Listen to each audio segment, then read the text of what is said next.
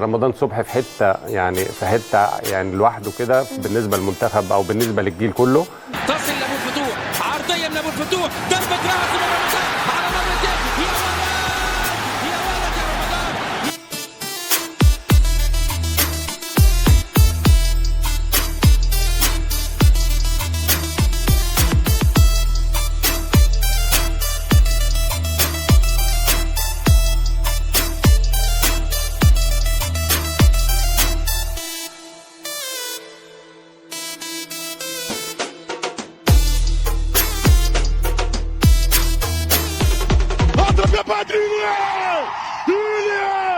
الهدف الثالث الهدف الثالث. شربتها يا كروديا.